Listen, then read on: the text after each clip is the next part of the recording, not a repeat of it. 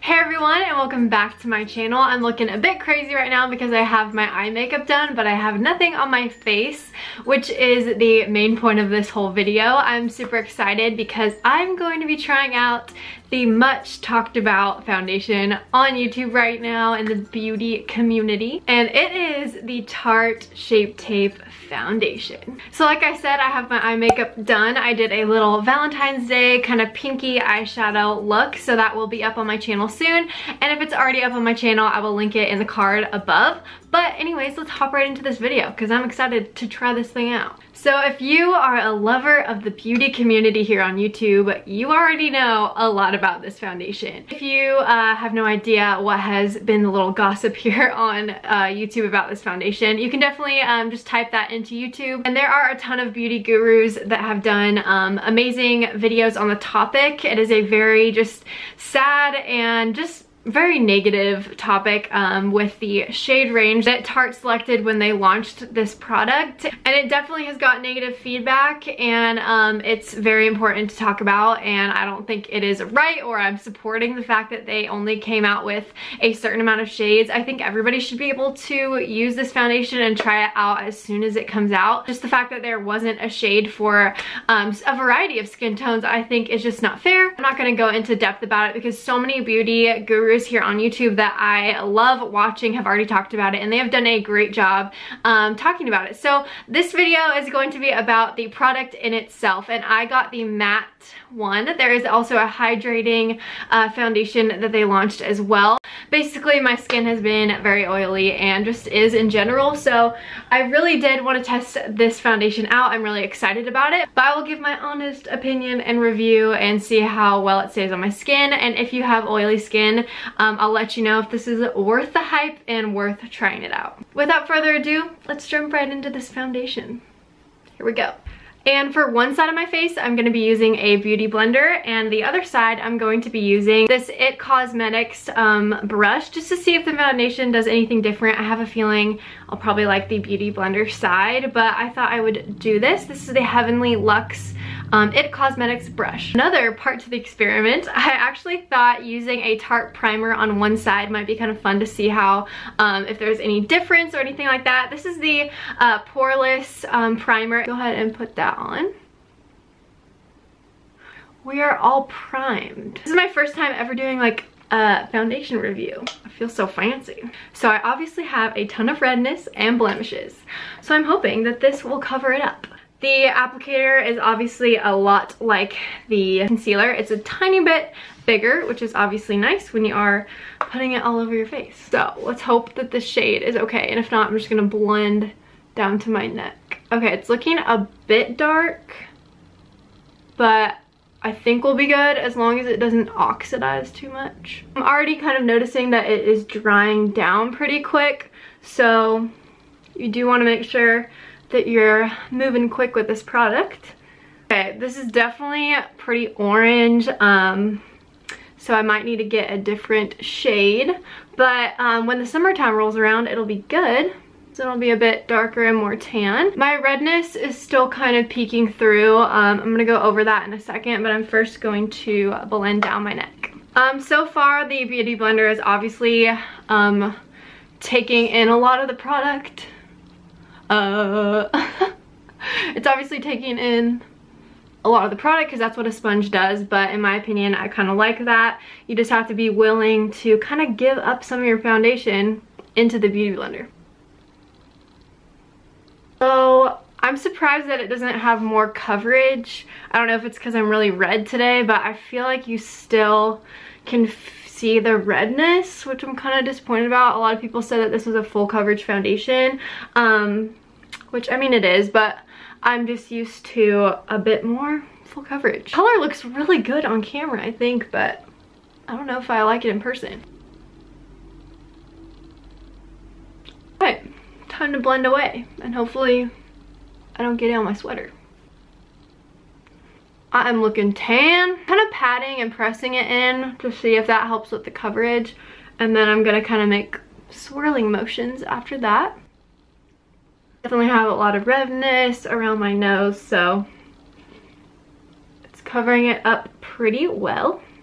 I'm really liking this on camera, so I think this would be a good one for photo shoots. So I might just use that for my photo shoots. From the brush, it did apply very well and evenly, but I just have a hard time using a brush and not getting brush stroke streaks.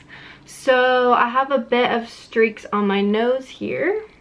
Other than that, it doesn't look too bad, but I feel like it might start to get cakey throughout the day, because you know how it kind of like, you can tell when you put it on, it kind of sits just on top of your face and kind of looks cakey. But I mean, maybe throughout a couple minutes or so it'll soak into my skin a bit more. That's just what I'm noticing here. All right, let me know what you guys think of it so far. I mean, it's kind of hard to tell until I edit this video, but from what I can see in the viewfinder, it's looking pretty good. Moving on to concealer, I'm of course using its little buddy here, the Tarte Shape Tape Concealer, and I am in the color light medium. So I don't want to bring it all the way down because I do want to see how well the foundation holds up by itself. So I'm really just putting it right here. Not too much.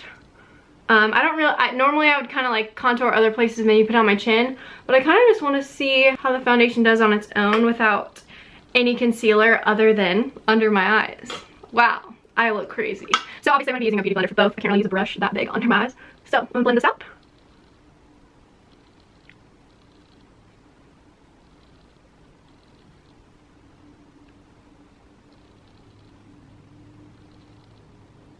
Now I'm just setting my face with the translucent powder by Laura Mercier. And since this is a wear test, I'm not really gonna do too much more baking other than under my eyes. So I did that, and then I'm just going to take a bigger brush and lightly dust around my whole face.